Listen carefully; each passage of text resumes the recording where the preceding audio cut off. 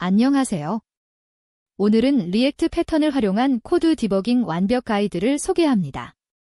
리액트는 리즈닝과 액팅을 결합한 패턴으로 LLM의 강력한 추론 능력을 디버깅에 활용하는 혁신적인 방법입니다. 버그를 만났을 때 무작정 코드를 고치는 대신 먼저 원인을 추론하고 그 추론에 기반하여 수정하는 체계적인 접근법을 배워보겠습니다. 먼저 오늘 다룰 내용을 살펴보겠습니다. 리즈닝 단계에서 버그 원인을 추론하는 방법부터 시작하여 액팅으로 코드를 수정하고 아브저베이션으로 결과를 확인하며 셀프 리플렉션으로 재시도하는 전체 사이클을 배웁니다. 또한 이를 자동화한 디버깅 에이전트 구현과 로깅 시스템, 그리고 실무 적용 사례까지 포괄적으로 다룰 예정입니다. 리즈닝은 리액트 패턴의 첫 번째 단계로 문제의 원인을 논리적으로 추론하는 과정입니다. 마치 의사가 환자의 증상을 듣고 병명을 추측하듯이 에러 메시지와 코드 컨텍스트를 분석하여 버그의 원인을 찾아냅니다. LLM은 방대한 코드 패턴과 버그 사례를 학습했기 때문에 여러 가능성을 확률과 함께 제시할 수 있습니다. 단순히 하나의 답을 주는 것이 아니라 70% 확률로 이것, 20% 확률로 저것 하는 식으로 가능성 높은 순서대로 제시하여 효율적으로 검증할 수 있게 해줍니다. 리즈닝의 핵심 가치는 무엇일까요? 과거에는 버그를 발견하면 직감에 의존하여 즉시 코드를 수정하려 했습니다. 하지만 이는 실수하기 쉬웠고 진짜 원인이 아닌 증상만 고치는 경우가 많았습니다. 복잡한 버그일수록 몇 시간씩 헤매기 일쑤였죠. 리즈닝 단계를 거치면 체계적으로 접근할 수 있습니다. 의사의 진단 과정처럼 여러 가능성을 논리적으로 따져보고 가장 유력한 원인부터 검증하는 것입니다. 이렇게 하면 시행착오를 줄이고 더 빠르게 문제를 해결할 수 있습니다. 버그 원인을 추론하는 코드를 살펴보겠습니다. 리즈닝 언더스코어 버그 언더스코어 코즈 함수는 세 가지 파라미터를 받습니다. 첫 번째는 에러 메시지, 두 번째는 문제가 발생한 코드 스니펫, 세 번째는 컨텍스트입니다. 컨텍스트에는 사용 중인 라이브러리, 실행 환경, 최근 변경 사항 등이 포함됩니다. 그 다음 프롬프트를 구성하는데 여기서 핵심은 LLM에게 단순히 답을 요구하는 게 아니라 추론 과정을 요구한다는 점입니다. 세 가지 가능성으로 추론하세요 라고 명시하고 각 가능성마다 확률과 근거를 제시하도록 합니다. 마지막으로 LLM.generate를 호출하여 추론 결과를 받아옵니다. 이 결과는 다음 단계인 액팅에서 코드 수정의 기반이 됩니다. 두 번째 단계는 액팅입니다. 리즈닝에서 얻은 추론을 바탕으로 실제 코드를 수정하는 단계죠. 가장 가능성 높은 원인에 대한 해결책을 코드로 구현합니다. 중요한 점은 여러 수정안을 생성하여 각각의 장단점과 위험도를 평가한다는 것입니다. 예를 들어 타임아웃 문제라면 타임아웃 값을 늘리는 방법, 비동기 처리로 바꾸는 방법, 외부 API 호출을 캐싱하는 방법 등 여러 옵션을 고려할 수 있습니다. 액팅의 실무 적용에서 중요한 것은 리즈닝 단계의 통찰을 코드 수정으로 잘 연결하는 것입니다. LLM은 수정 코드와 함께 설명도 제공하므로 왜 이렇게 수정했는지 이해하기 쉽습니다. 또한 부작용을 고려한 안전한 수정을 제안하며 코드 리뷰 관점에서 검증 가능한 형태로 제시합니다. 예를 들어 이 부분을 이렇게 바꾸면 성능은 개선되지만 메모리 사용량이 늘어날 수 있습니다. 과 같은 트레이드오프까지 설명해주는 것이죠. 코드 수정 시도를 구현하는 액팅 언더스코어 픽스 언더스코어 코드 함수를 보겠습니다. 이 함수는 리즈닝 결과와 원본 코드를 받아서 추론된 원인을 바탕으로 코드 수정을 요청하는 프롬프트를 만듭니다. 위 추론을 바탕으로 코드를 수정하세요. 수정된 코드와 함께 변경 사항 설명을 제공하세요 라고 명확히 지시합니다. LLM은 이를 받아 실제로 수정된 코드를 생성하고 어떤 부분을 왜 바꿨는지 설명까지 함께 돌려줍니다. 이렇게 하면 단순히 코드만 받는 것이 아니라 수정의 의도와 근거까지 이해할 수 있어 학습 효과도 큽니다. 세 번째 단계는 아브저베이션입니다. 수정된 코드를 실행하고 결과를 면밀히 관찰하는 단계입니다.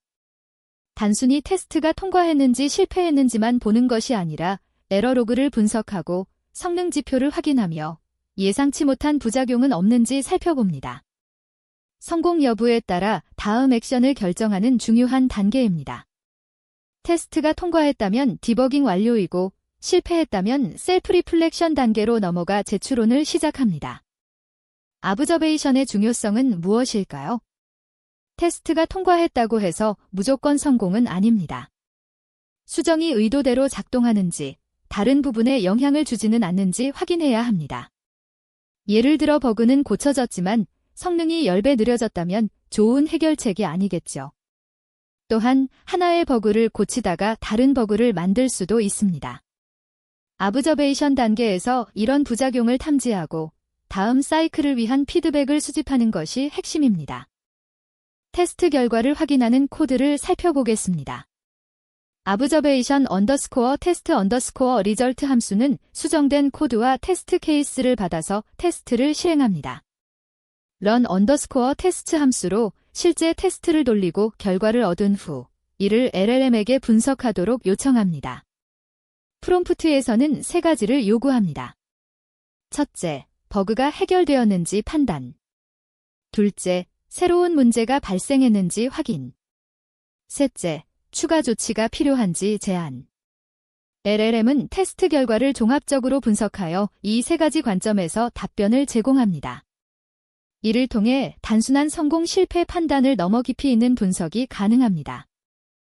네 번째 단계는 셀프 리플렉션입니다.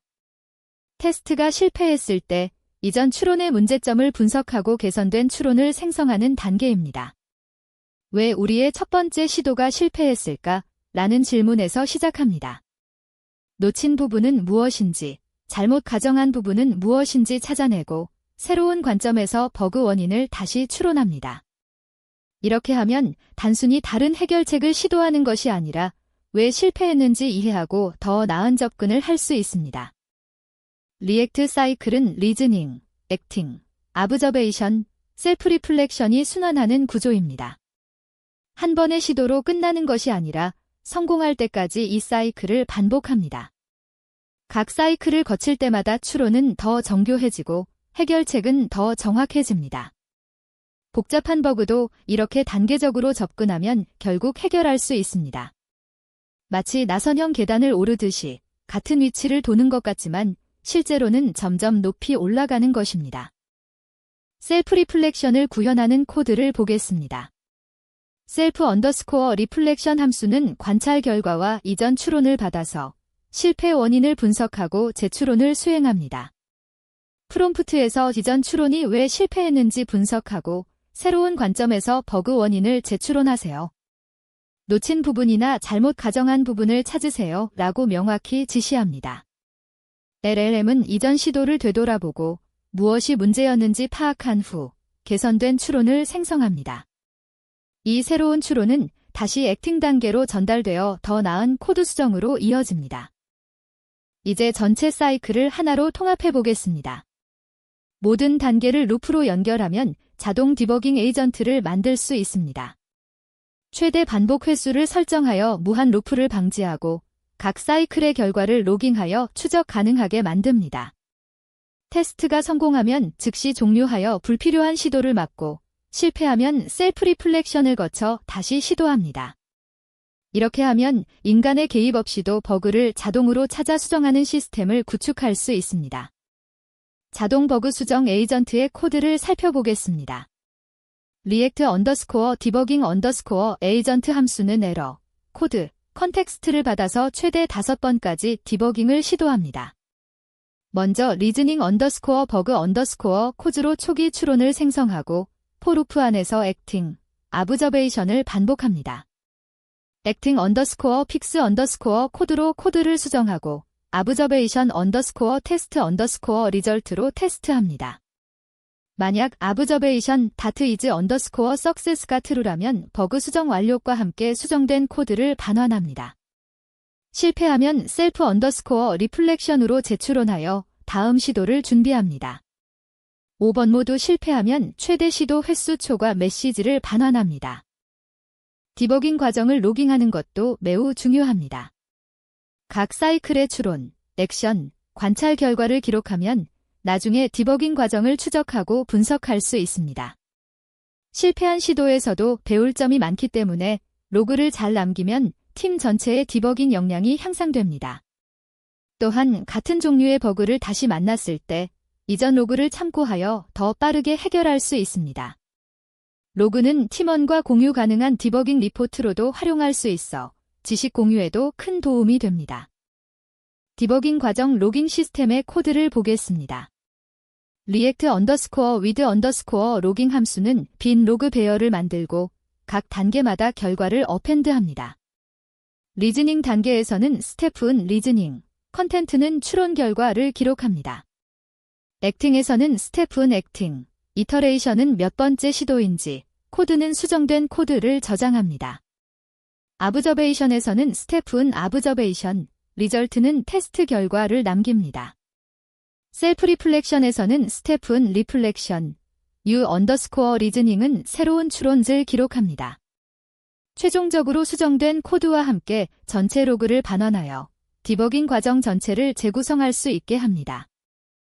실무에서 리액트 패턴을 어떻게 활용할까요? 예를 들어 전자상거래 플랫폼에서 결제 프로세스의 간헐적 실패 문제를 겪고 있다고 가정해 봅시다. 로그를 보니 커넥션 타임아웃 에러가 보입니다. 리즈닝 단계를 거치면 LLM이 이렇게 추론할 수 있습니다. 70% 확률로 외부 결제 API의 응답 지연 문제, 20% 확률로 네트워크 설정 문제, 10% 확률로 데이터베이스 커넥션 풀고갈 문제. 이제 가장 가능성 높은 원인부터 체크합니다. 먼저 외부 API의 응답 시간을 모니터링하고 타임아웃 설정을 조정하거나 재시도 로직을 추가하는 식으로 접근할 수 있습니다. 리액트 패턴의 핵심 장점은 무엇일까요? 첫째, 추론 과정이 투명하여 팀원과 공유하기 쉽습니다. 이런 이유로 이렇게 수정했다는 설명이 함께 제공되므로 코드 리뷰가 수월합니다. 둘째, 실패한 시도도 학습 자료로 활용할 수 있습니다. 로그를 보면 이 방법은 이런 이유로 안 됐다는 정보가 남아서 다음에 비슷한 상황에서 같은 실수를 반복하지 않습니다. 셋째, 복잡한 버그를 단계별로 분해하여 해결할 수 있습니다. 한 번에 모든 것을 이해하려 하지 않고 사이클을 돌면서 점진적으로 문제를 좁혀갑니다. 효과적인 프롬프트를 작성하는 팁도 알아두면 좋습니다. 리액트 패턴의 효과를 극대화하려면 명확하고 구체적인 프롬프트가 필요합니다. 첫째, 에러 메시지만 주는 것이 아니라 충분한 컨텍스트를 제공하세요. 사용 중인 라이브러리 버전, 실행 환경, 최근 변경 사항 등을 함께 주면 LLM이 더 정확하게 추론할 수 있습니다. 둘째, 추론 과정을 명시적으로 요구하세요. 답만 알려줘가 아니라 왜 그렇게 생각하는지 설명해줘라고 하면 더 깊이 있는 분석을 얻을 수 있습니다. 셋째, 확률과 근거를 함께 요청하여 정량적 판단을 하세요. 이렇게 하면 어떤 원인부터 검증할지 우선순위를 정하기 쉽습니다. 리액트 패턴은 디버깅뿐만 아니라 다양한 분야로 확장 가능합니다. 코드 리팩토링에서는 개선 방향을 추론한 후 단계적으로 적용할 수 있습니다. 예를 들어 B코드가 왜 느린지 추론하고 어떤 부분을 어떻게 개선하면 좋을지 액팅하며 성능이 실제로 개선됐는지 자브저베이션하는 식입니다. 성능 최적화에서는 병목 지점을 추론하고 해결하며 보안 분석에서는 취약점을 추론하고 패치를 적용할 수 있습니다. 핵심은 추론하고 행동하고 관찰하고 반성하는 사이클을 어디든 적용할 수 있다는 점입니다. 물론 리액트 패턴에도 한계는 있습니다. LLM의 추론이 항상 100% 정확한 것은 아닙니다. 때로는 잘못된 방향으로 추론할 수도 있고 인간이 직관적으로 알 수 있는 것을 놓칠 수도 있습니다. 특히 복잡한 시스템의 버그나 도메인 특화 지식이 필요한 경우에는 인간의 판단이 여전히 중요합니다. 또한 비용과 시간도 고려해야 합니다. LLM API 호출에는 비용이 들고 여러 사이클을 반복하면 시간도 오래 걸립니다. 따라서 적절한 반복 횟수를 설정하고 간단한 버그는 인간이 직접 해결하는 등 상황에 맞게 활용하는 지혜가 필요합니다.